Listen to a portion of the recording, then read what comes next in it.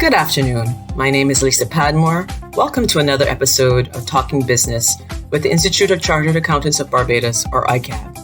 I am the Chief Executive Officer, and on today's episode, we will be taking a walk through the personal tax return so that we at ICAB can help you with the filing of your personal tax return. Assuming you have already registered with the Tax Administration Management Information System, or TAMIS, you will log into TAMIS and choose the return you wish to file, which in this case is the Personal Income Tax Return for 2023. The Personal Income Tax Return consists of 10 electronic pages or forms, and not all pages are applicable to every taxpayer. The first page records your personal details and information that will determine other elements of your tax return. The taxpayer is prompted to answer the question if they were resident in Barbados for tax purposes.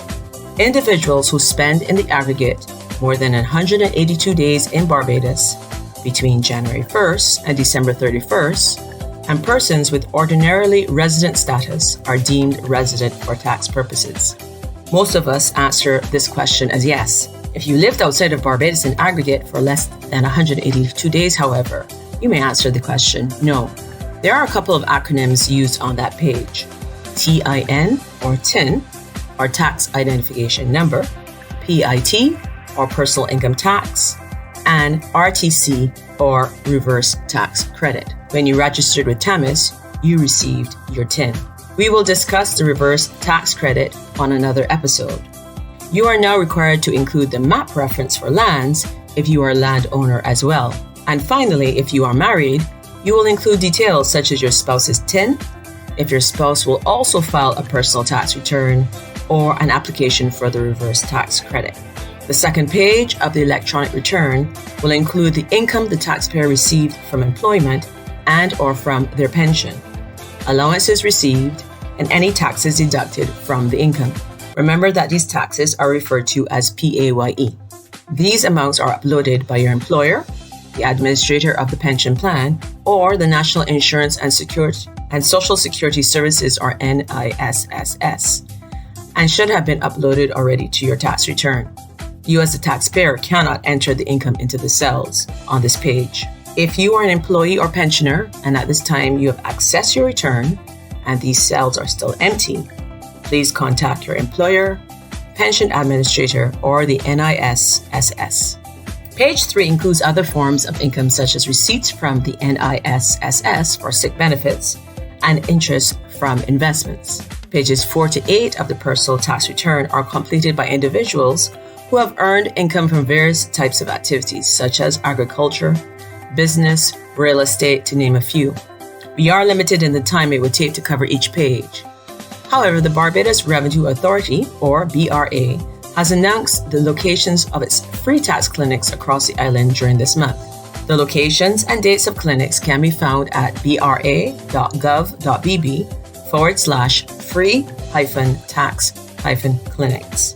Tomorrow, our ICAB Tax Committee Chairman, Jason King, will be leading a free webinar for members of the Barbados Association of Retired Persons, or BARP. Look for information on how you can join the webinar on the BARP website to assist you with completing your personal tax return. Page 9 of the return is the deductions page. The first part details the options for allowances for the taxpayer. Recall on the first page of the return, if you answered yes to the question regarding tax residency, then the personal allowance granted is $25,000.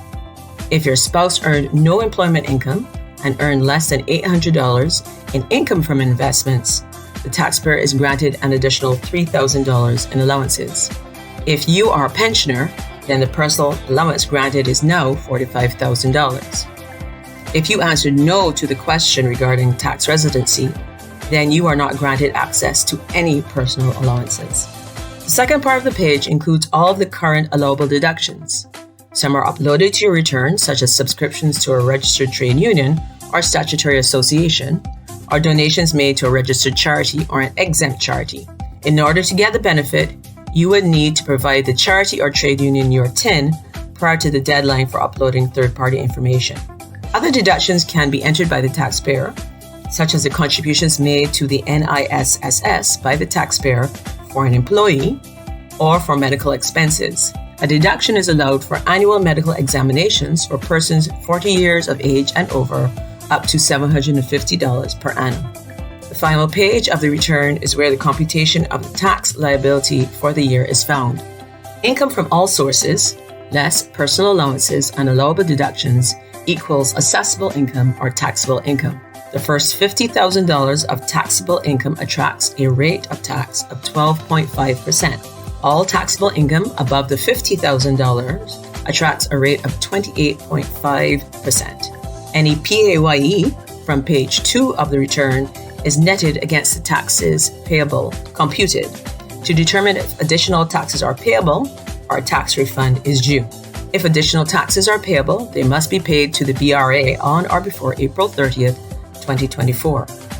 If a tax refund is due, you will need to include a bank account number, as the authority will no longer be issuing checks to settle refunds. That was a quick run through the 2023 personal tax return. As I shared previously, there are tax clinics and webinars you can attend to ask any questions that still require clarity. We have now less than 3 weeks remaining in this year's tax season, so don't wait until the last minute to file your return. I am Lisa Padmore, and this is Talking Business with ICAB.